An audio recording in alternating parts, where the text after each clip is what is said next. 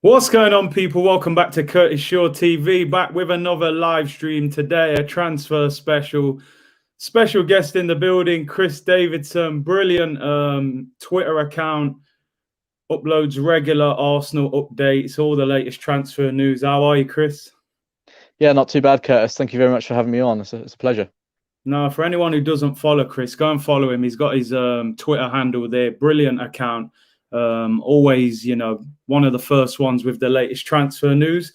And we are in January, so we're all hoping that Arsenal do something, and hoping we bring some players in, maybe one or two. We haven't got the best of records in January. I was looking back through, Denis Suarez, Kim Kallstrom, all these ones. I think Aubameyang probably the best one, but I didn't get the full excitement with Aubameyang because we'd lost Alexis Sanchez, so I was still on a downer when we got him. What's your feeling before we go into detail about January? Do you think Arsenal will do anything? Well, they're certainly looking. I think the main priority to begin with is offloading some players, getting rid of some of that dead wood.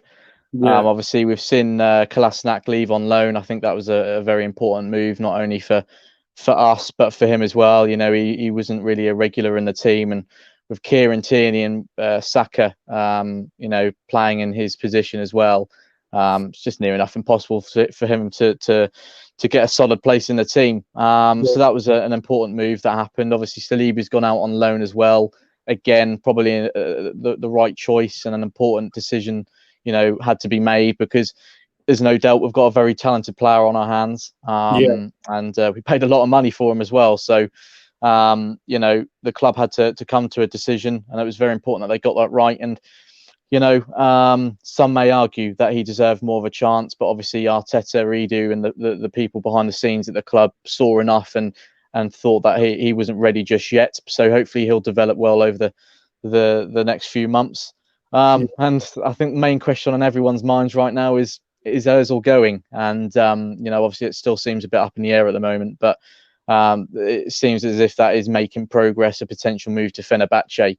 But nothing completed just yet, it seems. So, moves happening in terms of outs. Obviously, Socrates as well, potentially leaving. So you'd like to hope that we may be able to get one or two in, obviously an attacking-minded player, and potentially a goalkeeper after Mikel Arteta's comments this morning in his press conference. They don't seem too sure on Renarsson, understandably so, with his performances so far. So, I think the club will be trying to just trim down the squad a bit more, and then hopefully in the next couple of weeks we may see one or two come in. I just wanted to ask you there, I mean, we'll go into a few individual cases, but why do you think, it seems like the club are trying to do work that you would have expected to have happened in the summer? Why do you think a lot of that didn't get done, and now they're trying to have such a big January?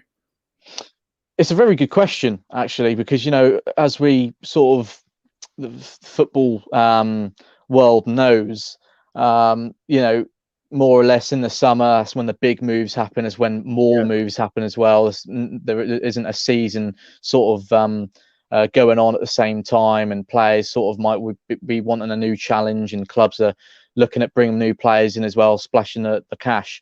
And January, it's more about sort of adding a bit more depth, or sometimes maybe managers want an extra body because of an injury. And obviously it's a lot more harder to conduct business in January because you are halfway through a footballing season. So it's a good question. I would literally just put it down to the fact that there wasn't hardly any interest in the summer, and some of the clubs that maybe are looking to sign some of our players now, such as Fenerbahce and Ozil, Fenerbahce and Socrates as well, potentially, or Genoa, one of the two.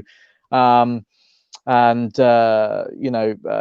maybe weren't in a position to get Kolasinac in the summer as well. It just depends on a lot of things. We always, talk about the domino effect, don't we, when it comes to transfers? One thing needs to happen in order for the other thing to happen next. So I would assume it was just the lack of interest and the lack of money, maybe. It's obviously difficult times at the moment with the pandemic, and it is having a big effect on the financial side of things at football clubs. That would probably be why I put it down to be honest. And now maybe, you know, it's January, clubs are trying to maybe get a loan deal or a half price deal, something like that. And that's why it's sort of maybe enabling them to do it a bit more this month. I just want to talk about Mesut Ozil. You know, it's a guy that we just like constantly talking about him. Do you get the impression that deal's going to happen this month, or do you? Because you know we've read rumors that you know he wants a massive payoff and he may wait until the summer. Do you think that deal is likely to happen this month? I'd say there's a good chance of it happening this month. Definitely, you know. I think. Look, if I was Mesut Ozil, all right, earning a lot of money and I'm not really playing football. That's, you know, okay, getting paid lots and lots to do nothing. But at the same time, if he still cares about his footballing career and he wants to be playing, then I'm sure he will make the decision to move on this month. It's pretty clear to see now that he is no longer in Mikel Arteta's plans. There is no plans for him to come back into the squad as well. And he'll know that. That's something that Edu, Arteta, along with Ozil's agent and Mesut himself would have spoken about. So at the moment, there seems to be quite a few meetings taking place between Ozil's agents and Edu and the football club. And Fenerbahce seem very, very keen to get him in as soon as possible. So, you know, I think that the right thing to do for all parties is moving on this month. And hopefully Mesut agrees with that. He sees the bigger picture and, you know, thinks that it would do him good to get back playing football regularly. We all know he can provide some magic moments, and he's a very talented footballer.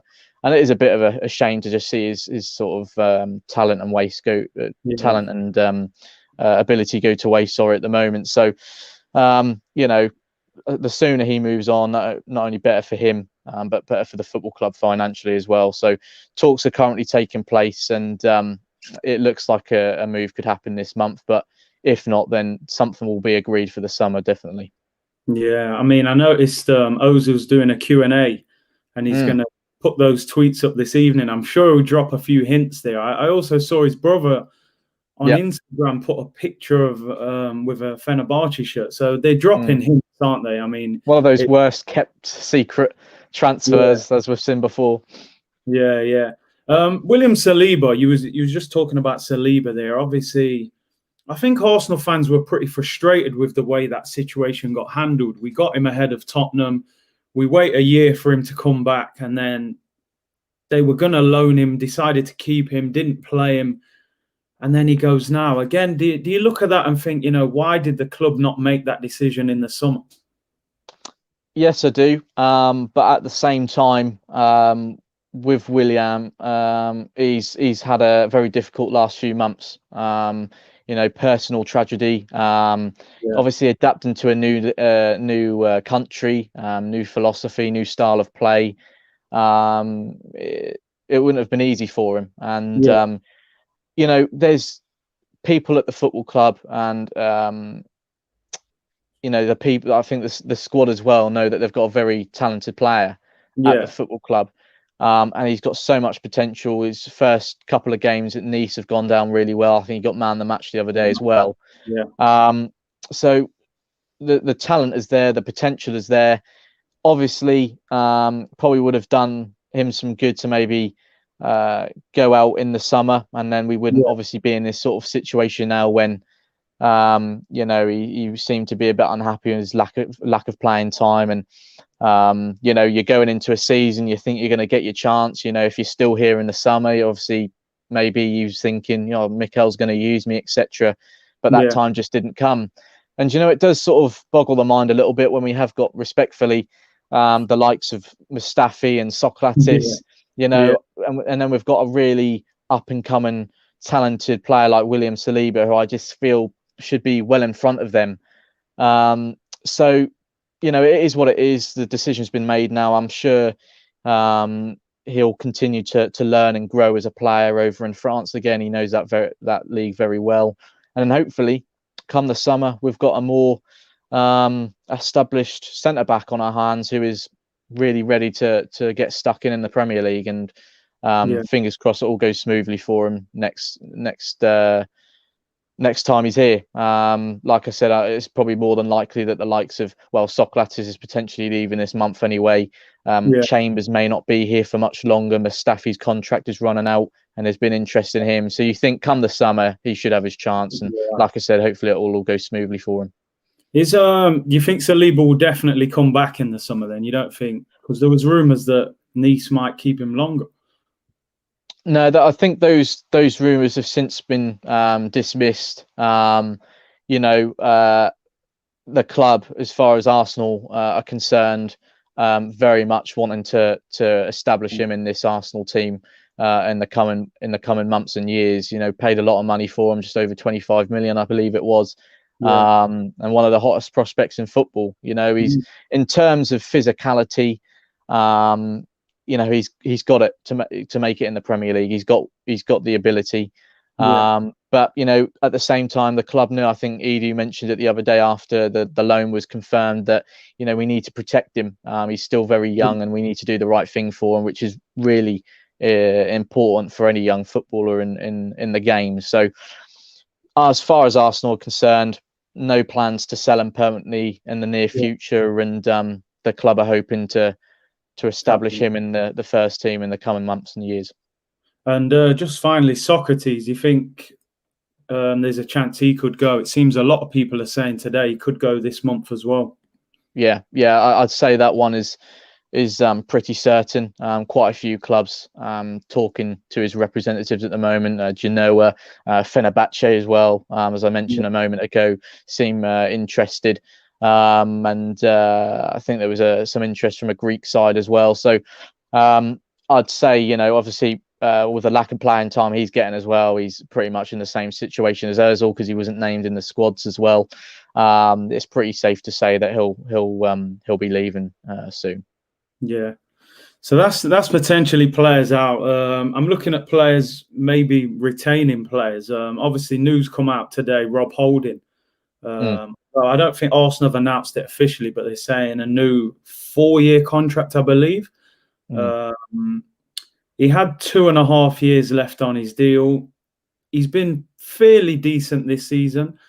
Do you think Rob Holden deserves a new contract, or do you think maybe we should have waited a little bit longer, or do you just look at him as, English player, potentially a squad player, not bad to tie him down? What's your thoughts on Holden? Exactly that, the latter of what you just said, to be fair. I think when Rob Holden came in to begin with, when Arsene Wenger signed him, we were thinking, he's just come from Bolton, young lad, £2 million. And then after a first few performances, Wenger was saying, "I'm sorry, he didn't cost 50 million." And he had a very good point. Rob Holden is, I think, overall been very good for us since he arrived a few years back. Like you said, okay, to be fair, in recent months he has struggled, but then I think quite a few people forget he had that really serious injury, and when you go through something like that, it can take you quite some time to come back through the other side and get back to where you were before. He's still only 25. He's English. He obviously he's experienced at this level now, and I think he'll still be a very important player for us moving forward. I probably don't think he's good enough to start every week. I think I must admit, him and Pablo Mari have been absolutely fantastic recently, and they've formed a good partnership. But I think they should be our third and fourth choice as centre backs. And then when Gabriel comes in, and then hopefully come next summer, we can get another solid centre back to maybe partner Gabriel if Saliba still isn't 100% ready. But I think that's the sort of the vision that most Arsenal fans have got. When Saliba's back, partner him with Gabriel, and you've got a very solid partnership there. So, we need depth, especially with Socrates going, potentially Mustafi, Chambers as well. We need depth at the back. I think Arteta was saying the other day, he ideally wants 4 or 5 different centre backs to really give competition to one another, and obviously have that depth in case of injuries, etc. So I think it's a good deal. I think overall, during his time here, Holden's been solid, and looks like he's getting his form back on track as well in recent weeks. So I'm happy about it. I don't think he's probably good enough at Premier League level every week to be playing every match. But certainly for depth and for rotation, it's a good bit of business, I think, extending his contract. Yeah, I mean, I always try and look at things positively if possible. I think 25 years of age, he's still got room to improve. And as you said, as a backup player, and I think with this whole Brexit situation as well, it's important that you're going to need English players in the squad. Someone just said there about Mustafi. Do you think there's any chance of him being moved on this month, or do you think he'll probably be here till the summer? Well, there has been a bit of speculation surrounding Mustafi this month, but nothing too strong at the minute, nothing too concrete. I don't think he's going to be in Arteta's long-term plans, if I'm honest. I think we will be looking more at Mari, Gabriel, Saliba, Holding, potentially a new centre-back in the summer as well. So I think it's important we do shift him on as well. I look at like the names I keep mentioning: Socrates, Callum Chambers, Mustafi.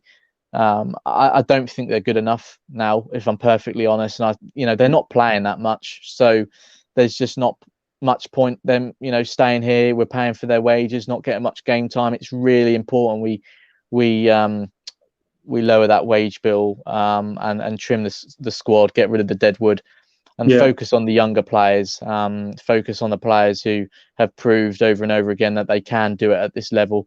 So, I'm not sure about Mustafi this month. I'm sure if they received a decent offer, then they will consider it, because obviously he hasn't got long on his contract either. But I can see him moving in the summer if a move fails this month, definitely. Yeah, and Callum Chambers, you think possibly could get moved on in the summer? Potentially, yes. I think with Chambers, he's before that last injury he had, he was one of our best centre backs actually. When he was playing, he seemed pretty solid. To be honest, Curtis, I just can't see where he'll be fitting in. Like I said, the club will be focusing on Mari, Gabriel, Holding, Saliba when he's back. And I'm just trying to think where Chambers would fit in. Obviously, he's played in a defensive midfield role a couple of seasons back at Fulham and done very well. Will the club maybe use him around that area? I'm not sure. And obviously, he's played at right back before, but I just don't think he'll fit in. He's obviously training again at the moment. He's fit, but not getting any game time. I still think he's like a Rob Holden for me, a good sort of squad player who can maybe come in and put in a decent shift every now and again. But apart from that, I just don't know how he's going to fit in into Mikel's long-term plan. So again, I think if they were to get a strong offer this month or in the summer, then the club will accept it. Yeah, I mean, a few people there saying that they felt like Chambers was ahead of Holding. I think the injury kind of put him to the back of the queue then, didn't it? So I think that's probably... I think a loan potentially might make sense for Chambers, because again, he's still relatively young. If he can keep fit and get some game time under his belt, then again, he might come back a bigger and better player again. But I'm just not sure how he'll fit in at this moment in time. Now, one player that we're kind of in the loop about is Balogun. I think a lot of fans feel there's a lot of potential there with Balogun, and 6 months left on his deal. Obviously, you got Eddie Nketiah, who kind of gets picked ahead of him. He's being linked with West Ham. How do you see that whole Balogun situation unfolding? Do you think he'll extend, or do you think he could go in the summer? Well, it's an intriguing one, isn't it? This has been going on for quite a while now. Without a doubt, the club know how talented he is, and Mikel has made it pretty clear that he would like him to stay. But at the same time, that's all fair and well, but Mikel's also got to guarantee him game time. And obviously, when you've got Aubameyang, Lacazette, and Nketiah as well, it's going to be difficult. I think his agent has been sort of whispering things to the media a little bit, trying to get maybe the price up at Arsenal, or get him a better deal at the club. But one thing that is true is that Balogun is attracting interest both in England and abroad. So it's going to be up to the player. Obviously, we know that, and if he still believes he's got a chance to break into the first team and get more chances, and obviously that will depend on what the club are telling him as well, then I'm sure he'll probably end up staying. But if he's not going to get the guarantees of game time, it's important that he'll probably he feels he should move on and get more game time. He's still young. He needs to be sort of playing regularly to grow as a player, to improve. I will be disappointed if he does move on, but what can you do if you've already got 3 strikers at the club who are ahead of him? It's difficult. So we'll have to see how it plays out. Mikel seemed very confident that he was going to stay. He said he was sort of getting the sort of indication from the player that he was happy and he wanted to stay. But again, if it just depends on if anything's changed since, and it will be mainly about the guarantees of playing time. That's the most important thing, and the player at the end of the day will make the best decision for him. But it's unfortunate. I think if he was in any other position, maybe apart from a centre back, if Balogun was a different type of player who isn't a striker, then we'd be snatching him up straight away. He's got the potential, he's talented, but unfortunately we've got a few strikers already at the club, so it's going to be difficult for him. But we'll have to wait and see on that one. I think the disappointing thing, the general feeling, is people feel he should be pushed ahead of Eddie Nketiah. Eddie's had a lot of chances. I mean, he's done all right in the Europa League, hasn't done great in the Premier League. This link to West Ham, do you think it's genuine for Eddie Nketiah? I wouldn't be surprised if West Ham have looked at him or have got him on their shortlist. Obviously, they've just lost Sebastian Haller. He's gone to Ajax, so they are on the lookout for a striker. I think if I read it correctly, Arteta said there's no chance of him leaving this month. So that may literally be it.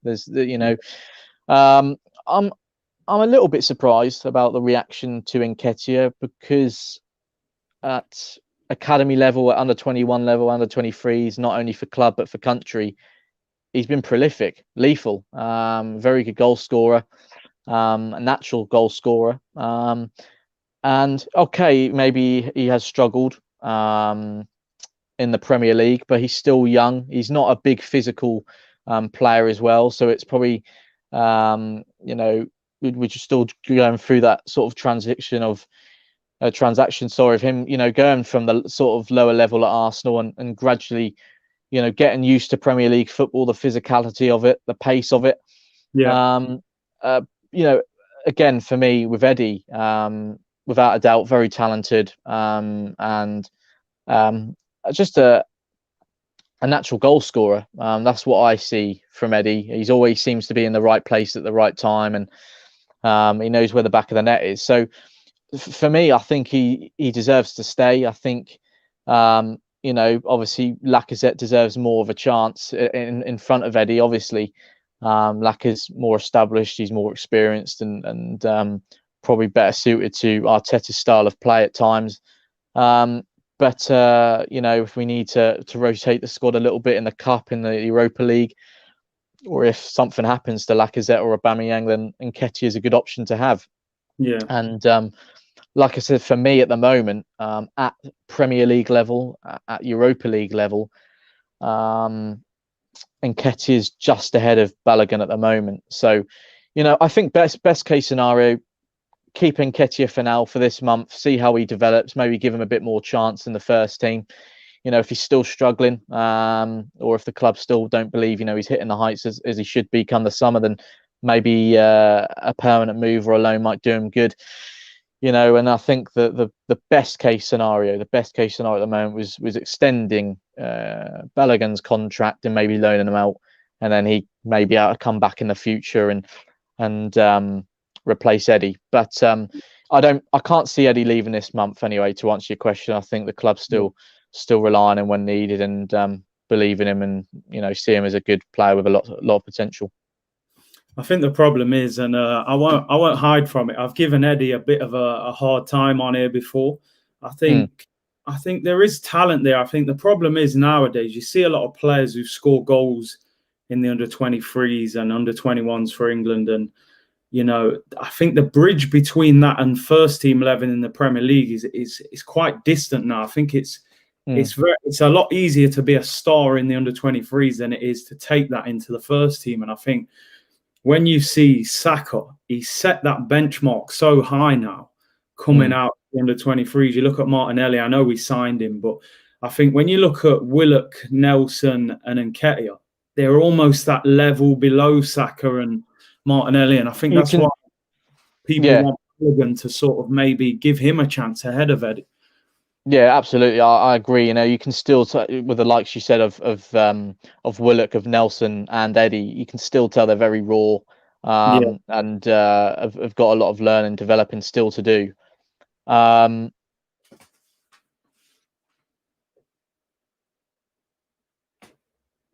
I think just back to Balogun a second, little internet blip there.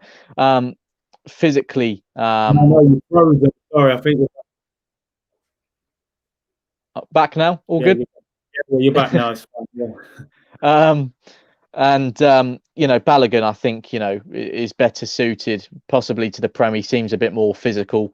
Yeah. Maybe that is where he'll edge it with Eddie. Maybe it is just down to the physicality and the pace of the Premier League. Some players, regardless of their talent, make it. Some players don't. It's a very demanding league, and yeah, we'll have to wait and see. I guess we're fortunate when we're talking about Eddie and Balogun that we've got two very young, talented, upcoming strikers at our club who could do very well in their careers.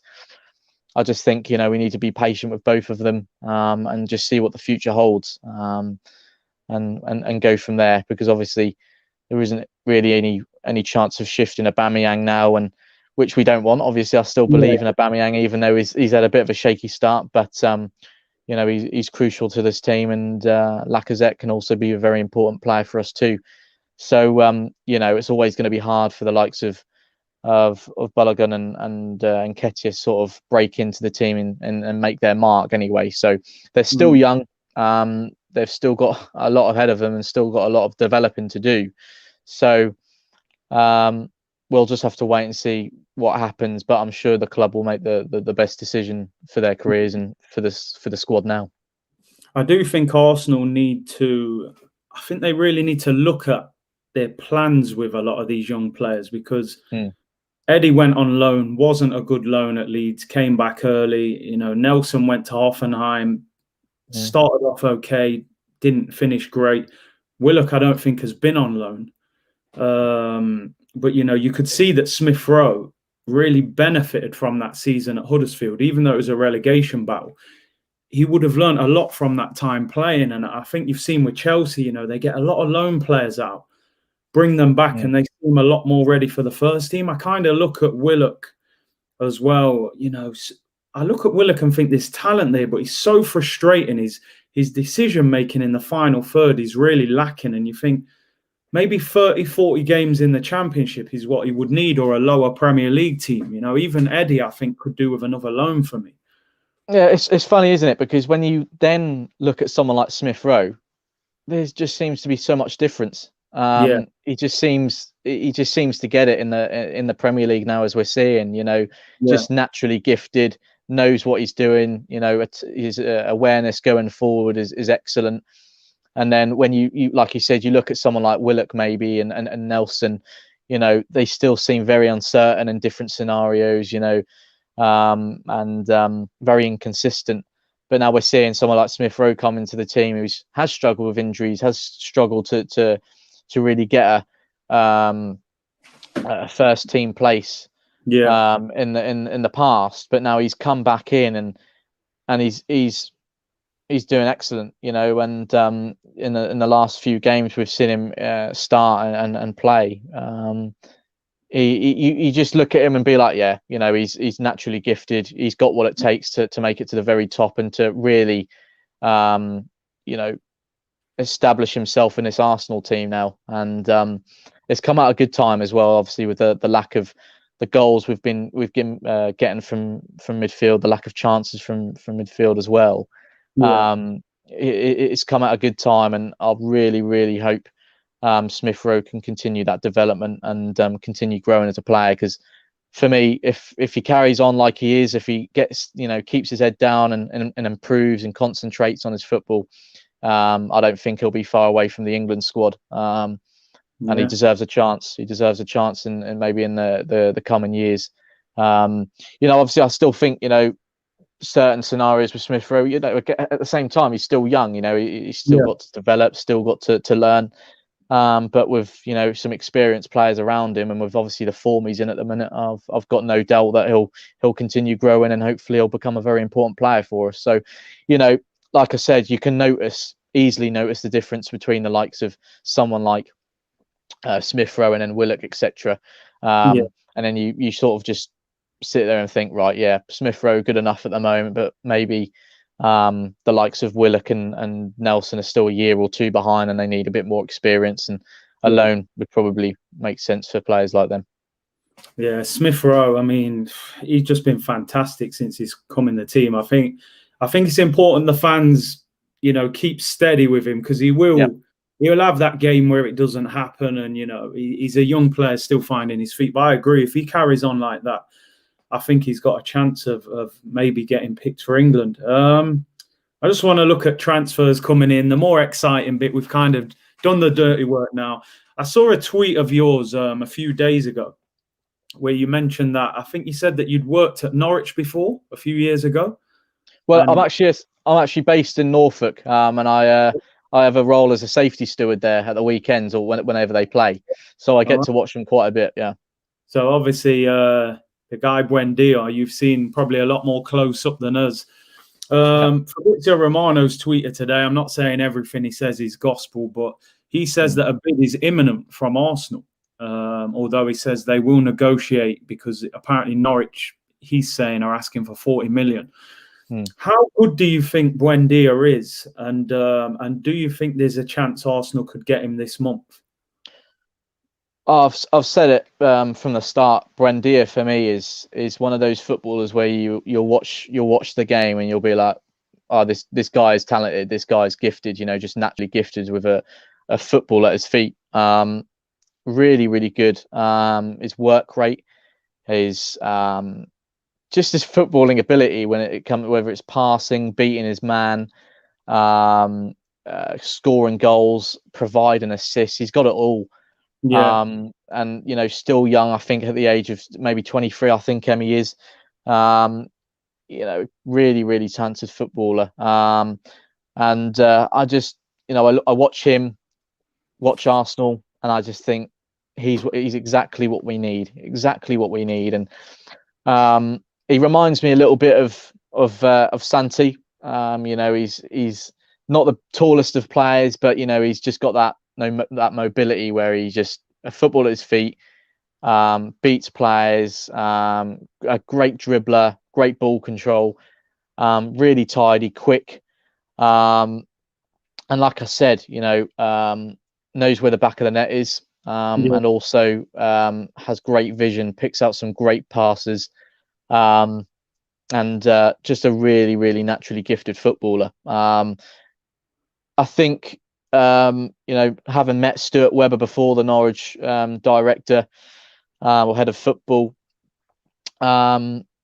he's a very good bloke. He's really good at his job. Is Stuart Webber. He manages to get some fantastic deals done, and the business at Norwich have done over the last couple of seasons have proved that. And he will get what he wants for Remy Buendia, no doubt about it. Whether it be 30, 40, 50 million, he'll get it, or get near it, get the best deal that he can. They do that very well at Norwich. They make it very clear, what they want for their players, and there's not, this is the set price, and unless you've got that sum of money, then we ain't going to be doing anything, any business with you. We're not open to it. I must admit, 40 million. for Emmy, you know, all right, fair play to Norwich for maybe trying that. I wouldn't say he's worth 40 million just yet. I think in the future he's potentially worth that and more. But at the moment, I'd say around 30 million is a bit more fair. Yeah. And you know, at the moment, Norwich don't need to sell. They're in a decent position financially, apart from obviously the pandemic, which is affecting every club. But you know, they sold Jamal Lewis for around 15 million in the summer. Yeah. Ben Godfrey 25 million, around that, to Everton. So they're in a decent position financially. They don't need to sell. They're doing really well in the Championship at the moment, and Emi Buendia has been absolutely crucial to their success so far this season. So they're going to be extremely reluctant to do any business. Yeah. But at the same time, as I've said, in my opinion, it's probably worth putting a bid in. It's probably worth making a move just to see how Emi reacts to it, because he said publicly a few times now that he it's a dream to play regularly in the Premier League, to establish himself at the very top, and he says it's the best league in the world. So, you know, I think personally, if we were to put in a cheeky bid for him, then his head may turn a little bit, and with that, you know, the Norwich would have to deal that the situation totally changes. So we'll have to wait and see. I can see there the comment there from Darren. I understand that. Trust me, I understand that. But Norwich as a whole weren't very good in the Premier League, rock bottom. But if you watch Norwich regularly, you know, not just now, but in the Premier League last season, he was always that one player that stood out. And without a doubt, when you've got a top world-class player with Aubameyang up front, Saka, Martinelli, Pepe playing around you, Thomas Partey as well, Buendia would just flourish. He's honestly probably one of the most talented players I've seen at Norwich. Probably you know, with James Maddison, and I'm sure James, you know, people would have thought James Maddison playing for Norwich Championship level, probably not good enough to make it in the Prem, but just look how that's worked out. That's all I can say to, you know, really. But you know, we'll have to wait and see. I'd love it to happen, but you know, Norwich seem pretty adamant at the minute that they're not willing to do business this month. Big up my boy Turkish in here as well. Go and subscribe to his channel. I think the point he's trying to make here, should Arsenal be able to kind of, you know, bully Buendia out of Norwich? I mean, no disrespect to Norwich, you know, they are in the Championship. We are Arsenal. Yeah. If that was Man United trying to sign him, Liverpool, you know, I think most people would be fairly confident that deal would happen. Yep. You know, how much do you think Arsenal should pay for him? And do you think, you know, they should be able to force the issue to get him out of Norwich? No, I mean, I totally get what you're saying. I totally get what Turkish is saying as well. You know, we are Arsenal Football Club, one of the biggest football clubs in the world. And all right, we haven't been at the level we want to be for the last few years. But, you know, I've always said, for crying out loud, well, if Arsenal come knocking on a player's door, you know, it's seriously going to get them to consider it and turn their heads a little bit, no matter sort of how happy they are at the football club. You know, I was just basing that off, you know, I've spoken to two different people who are well connected at Norwich, and they seem pretty confident that Buendia will not be leaving this month. He's happy. He's got another kid on the way, and they seem, his family seem very settled in the city. And he's enjoying his football at Norwich at the moment, and he's sort of excited to see how this season ends up, with how obviously how they're doing at the moment. So, you know, that's why I say, you know, Norwich don't need to sell when they are in a strong position. But that's why I said it the other day on one of the articles I done. I said I do genuinely feel it would make sense to put an offer on the table and just see how it develops. Because if you don't, you know, obviously if you're not going to try, you're never going to know. Yeah. And I you know, knowing, you know, the sort of player and the personality that Buendia has got, I do feel as if his head would easily be turned if someone like Arsenal were to come in for him. And like I said, definitely worth a try. Obviously, I think at the moment still the priority for Arsenal is shifting a few players out the door, and then maybe in a week or two, we find ourselves in a position where, let's try and get someone in and start there. Like you mentioned, Fabrizio was saying that a bid is imminent. Obviously, we don't know how reliable that is, and where he's got that information from. But it would make sense, and good on Arsenal for doing it. Testing the water and throwing that in there to see what may develop. But I'd be extremely excited if it did develop into something, where we're in a stronger position, maybe in a situation to get Emmy through the doors. He's an exceptionally talented player, and without a doubt, I feel he would improve this Arsenal team. So we'll have to wait and see. Obviously, as you know, I'm sure there's a few names going about at the moment. Yeah. But definitely, I think Arsenal should chuck a bid in there and just see how it develops, see what happens, see what the reaction is. Yeah, man. I remember a coach I used to train with, and he used to say 9 times out of 10 a player is not available. That it's up to the buying club to unsettle that whole situation and kind of make them available. Just quickly on Buendia, for people who haven't watched him too much, what's his best position, you think, in a midfielder? I mean, some people saying he plays like off the wing and cuts inside. Could he play in that number 10 role for us, maybe where Smith Rowe's playing? What do you think his best role is? I think personally, he's excellent at both on the wings and as a number 10 behind the striker. Anywhere along that front line, he'll make an impact and do really well. I think probably if I was Arteta, I'd be looking to bring him in and use him as a number 10, because obviously we've got quite a few talented wingers at the club, and obviously potentially with Mesut going out the door, and Willian. Wow, Willian is not a number 10. Okay, let's just make that very clear. Well, he's not, I don't know what he is, to be honest. Yeah, what he is. We can't rely on Smith Rowe every week. So I think that the wise thing would be to bring someone like Buendia in and use him as a number 10 and sort of rotate him with Smith Rowe every now and again.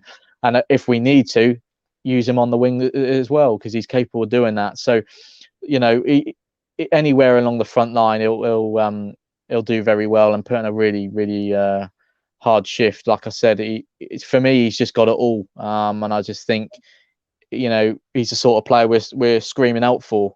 Technically gifted, hard-working, scores goals, provides goals as well, and still young. And great on the ball, great dribbler, great passer. Just think that's exactly what we need. So like I keep saying, we'll have to see how the next few days, the next couple of weeks progress and develop. And obviously, if we can't get him this month, then maybe we can look at it again in the summer. But again, I guess that all depends on who we do get in this month, if we are able to get anyone in. I mean, the crazy thing is, I read a few reports. I mean, you don't know how true it all is, obviously, but some reports saying that they don't expect Arsenal to spend much money this month. It could be minimal fees or loans. If West Ham were interested in Eddie, and they say maybe 15, 20 million, should we have maybe been using that as a way to raise money? I'm just referring to the summer. I remember they said they couldn't quite afford our, but we turned down offers for Maitland-Niles. So sometimes you think, do you have to sacrifice somebody to get somebody better? Should we sell Eddie and Nketiah to go and buy, Buendia or whoever the club want? Yeah, I mean, I guess that is something the club consider at times, especially if, maybe you are sort of loaded with strikers, kind of we are really, aren't we, with 4 strikers at the club at the moment. Potentially a club might come in for Eddie and be like, we're interested in him. He's not playing that much. And the club be like, fair enough. That's true. We could generate maybe 15, 20, 25 million from that sale and then reinvest it in another position at the squad, which is sort of a more important position within this team. So yeah, I wouldn't be surprised if the club have considered and do consider it when it comes to transfer business. I think it was all fair and well. There was lots of talk, obviously, like you mentioned, we couldn't afford Iowa in the summer. But then we went and splashed 50 million on Partey. So, I think a lot of it does depend on, the club spotting a player, scouting him, looking at him for months, and thinking, right, we think this guy can make an impact. They'll take it to the board, the Kroenkes, and be like, we believe this guy is worth the money. And like we saw with the Partey deal, the Kroenkes helped out financially with that, and agreed that he was a player that could come in and make a difference. So they splashed the cash in the end. So I wouldn't be surprised if they do that again in the future. I think with it being a January window and the lack of movement at the moment, the lack of opportunity to get a top player in this month, I think we're more likely to see that in the summer. But we'll have to wait and see. I think I've always said it. No matter what window we're in, if Arsenal have spotted someone who they believe can make an instant impact and is worth the money, then they'll try and get something done. But just looking at the bigger picture and is Arsenal we're talking about here, I think we're more likely to see sort of bigger moves in the summer. So just looking at if Buendia didn't happen, for financial reasons or whatever, there's obviously a few other names being bandied around, potential loans. Obviously, they've mentioned Julian Brandt from Dortmund, Julian Draxler. I mean, I thought I was in a time machine when they said him, went with him about 7 years ago. And obviously, so that one's gone a little bit quiet now. Could you see any of those three happening? And if so, maybe which one do you think? I think probably Isco's unlikely now. I was reading reports that Arsenal aren't considering him anymore. But again, players like that, like Isco, like Brandt, if they were, able to come in for a short loan deal or something like just something until the end of the season where it adds a bit more quality and a bit more depth going forward, then I think that would be wise. And then obviously come the summer, then maybe we are able to get someone like Buendia, etc. I wasn't surprised to hear the name Julian Draxler the other day. I thought it was going to be any day until that name started to appear again. Again, he's not obviously playing much, not got long left on his contract, I don't think, unless I'm wrong on that. So he obviously provides a bit of a cheaper option as well. So I think Arsenal will probably look at the different options. I think maybe if we could get Julian Brandt on a short-term deal or for a lower deal, I think the 25 million's been mentioned as well, which you think is a German international, still young, has got a lot of talent. The club might think that's not a bad deal, but I think at the same time he's someone like Brandt. He's been inconsistent this season in the Dortmund team, although serve the Dortmund squad as a whole, and I think there'll be a few doubts within the Arsenal hierarchy that okay, that's fair enough, we might be able to get him on a cheaper deal. He might be a very good player in the next few years, but we need someone to come in and make an instant impact. And are we going to be willing to pay 20 to 30 million where he may not make that instant impact and make a difference? So there's a lot to think about for Arteta and Edu, but without a doubt they'll have a list of names and be looking at the different options and see what they can get done between now and the end of the window. Yeah, it's going to be interesting. I think all Arsenal fans would like to see some business done this month, even if it's one just to boost the squad. Let me just shout out a couple of people here. Big up Sonny in here. Hope you're well, bro. And be good to see you back on YouTube soon. Big up my boy Broads as well. Go and subscribe to his channel. I think he said he's streaming at 6 p.m. I noticed Mikel Arteta, he said something that I was very relieved to hear today. He said, we're looking for a goalkeeper, as you said earlier. Renarsson, I think we can all see, without being too harsh, is not at the level required at the moment. Again, another strange one. Why did we buy him in the summer? We let Emmy go. Where was the replacement plan in place? But Are we now expecting then a goalkeeper to come in this month? Well, it certainly seems after Arteta's comments today that they are looking for one, definitely. I think, and just to answer your question briefly about, sort of why this move happened and why we weren't better prepared, I must admit, I thought it was all inevitable that Martinez was probably going to move on in the summer, although obviously there was still talk about, Arteta picking him over Leno and given Martinez more of the number one spot. But obviously, I'm sure when Edu was talking and Arteta was talking to him, that would have become more and more clear that wasn't going to be the case. So you would have thought Arsenal would have maybe been better prepared to bring someone, with all due respect, better in than Renarsson. He has struggled, and it's clear to see he isn't at the level that we need him to be at. I think if we're rotating him in the Europa League, rotating him in the Cup, whatever, or just imagine if something happened to Leno injury-wise, we would not have a lot of confidence, would we? That's for sure. So I think it's really important, especially with Matt Macy gone now as well. I know there's a couple of young goalkeepers come through the academy that are catching a few people's eyes at the club, seem talented, but again, they're probably not ready just yet to be a number two. So yeah, I think it's really important actually to try and get someone in this month. I think it would be ideal if it was someone homegrown, someone with experience at a top level. I'd probably say even if we can't get anyone in this month, I think there's a few goalkeepers whose contracts are running out in the summer, maybe just negotiating a pre-contract agreement for someone to come in the summer, maybe. But yeah, whatever happens, hopefully we can get something done, because it's really important, in my opinion. Renarsson is nowhere near good enough, and has let a few goals in now where it's just a bit unacceptable, really. But I was talking to an Icelandic pundit in the summer when we signed him, and he well, looking back at it now, he was spot on.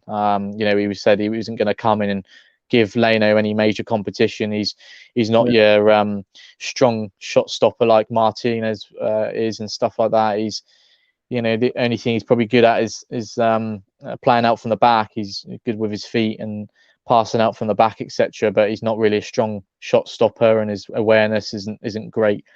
So yeah, it is a bit of a weird move, and I'm sure the club would have thought, or I'm sure the club would have probably be thinking now that they wish they would have done a bit more scouting and a bit more planning ahead for the future. But it is what it is. Maybe you never know.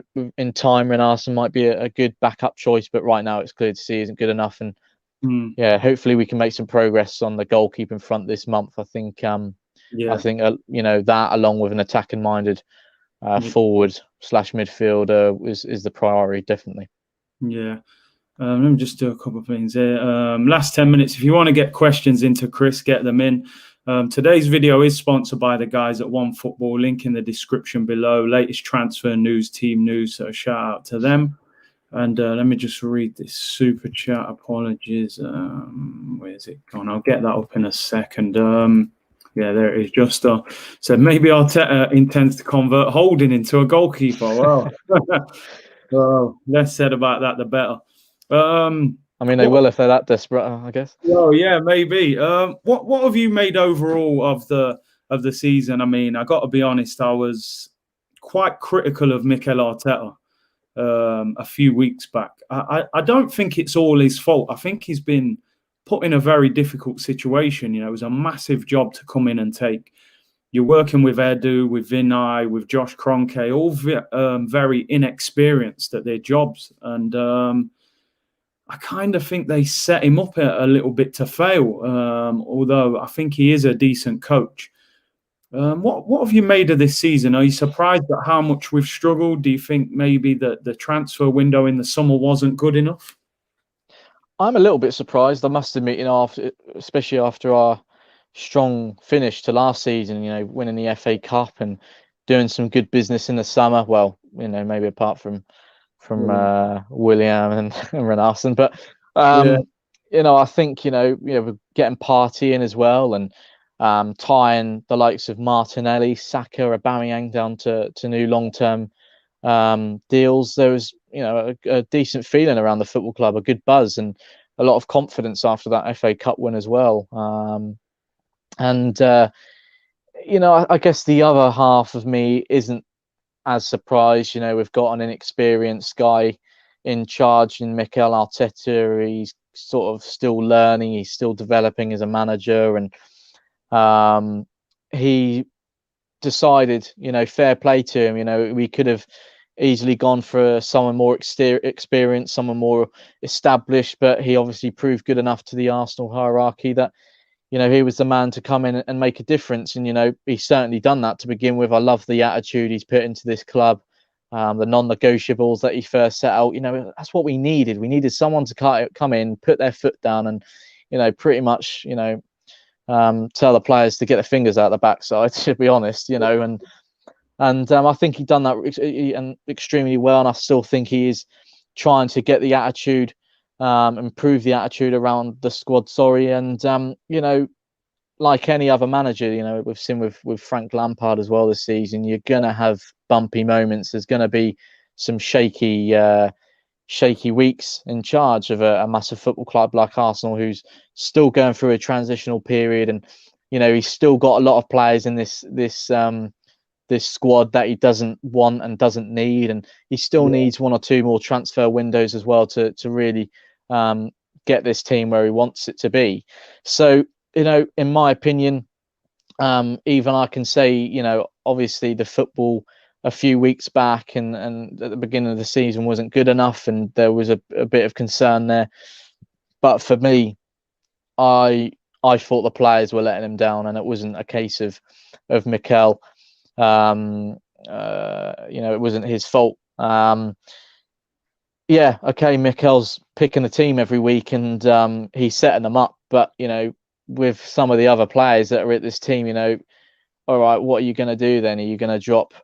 The likes of maybe Gabriel and Holding, and put Mustafi and Sokratis there? Are you going to bring in Willock and Nelson to make a difference? Are you going to rely on Nketiah if Aubameyang's not scoring the goals? There's only so much Arteta can do with this Arsenal team, and that's what worries me the most, with the lack of the quality in some certain areas. He needs one or two more transfer windows to really get this team and get this squad where he wants it to be. And I have felt sorry for him. I can't deny that. And like you said, he came in at a very difficult time, big job on his hands, and I thought he handled it very well, and I still think he handles it very well. And he'll learn from the tough couple of weeks that we endured.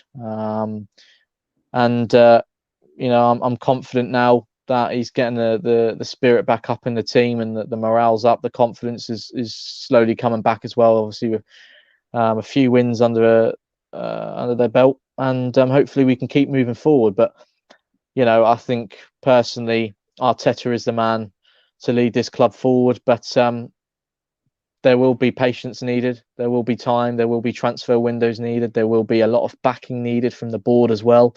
That's another important subject for me.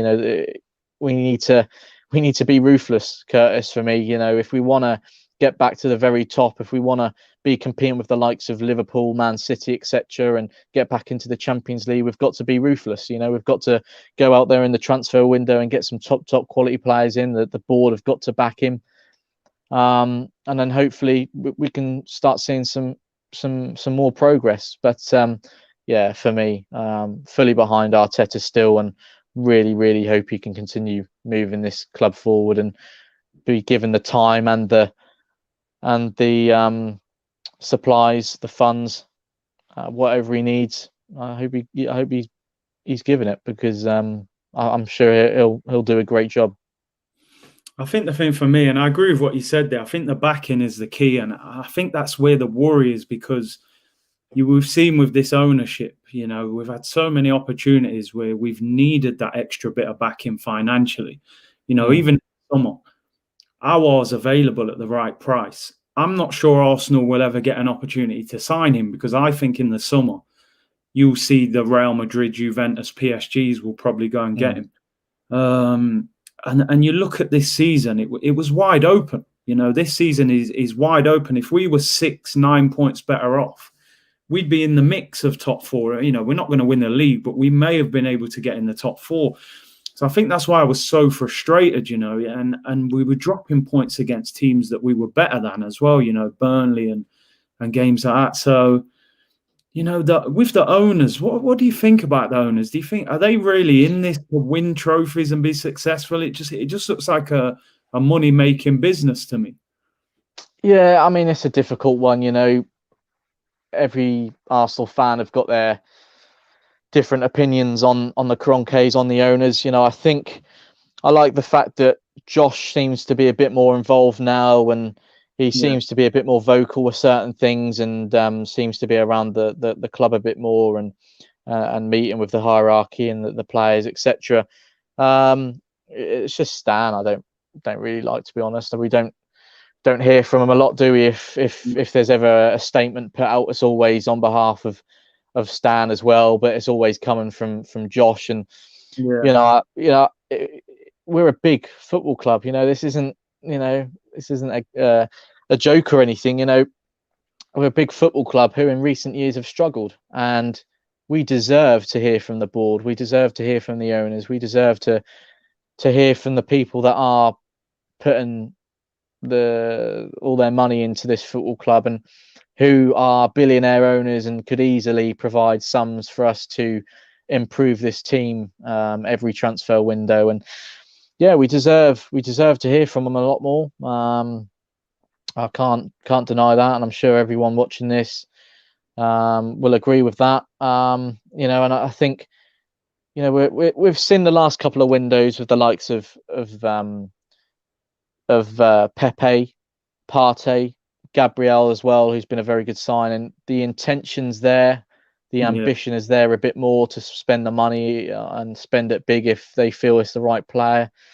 So hopefully we can just sort of keep seeing that now onwards, and probably we're unlikely to see that sort of money spent this month, but come the summer and then future transfer windows, we'll start seeing those big sums again, and start seeing some really top players coming through the doors in positions where we need them most. Because it's as simple as this, Curtis. If we're not going to spend big, if we're not going to be ambitious, if we're not going to bring some top quality individuals in, then getting back to the very top and giving Arteta what he wants is going to be extremely difficult. And I just always look back at when Jurgen Klopp first took over at Liverpool.